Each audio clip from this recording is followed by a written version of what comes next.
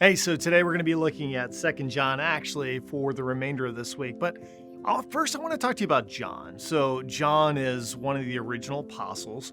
John is the only apostle who died of natural causes. All the other apostles were crucified, they were killed, they served as martyrs for the cause of Jesus Christ. But I want to tell you an interesting story about the apostle John.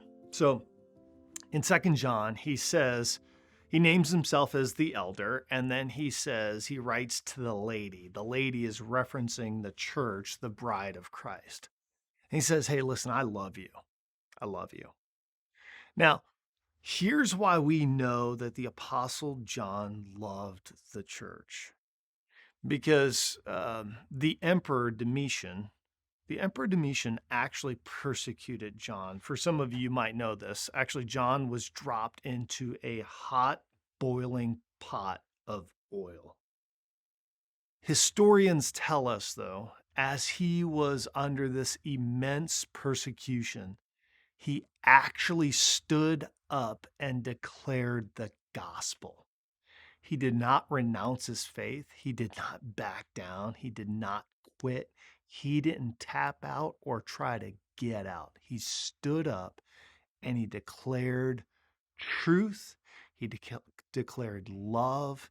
And there was a sense of resiliency and perseverance. I just needed you to know that about John.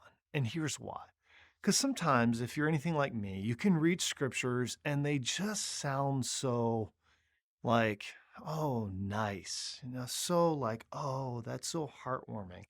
And we miss the commitment and the power and the personal devotion of these individuals who Jesus poured his life into and made an eternal impact when we open the scriptures.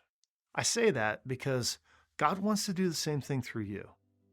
You never know who you're going to impact. You never know the moment of your boiling pot of oil. It might not be the same boiling pot, but it's a pot. It's a storm, whatever metaphor. Now for John, it was actually a literal boiling pot of oil. So much so that Domitian didn't know what to do. So they exiled him to the island of Patmos. It's where he received the Revelation, the book of Revelation that we read in our New Testament.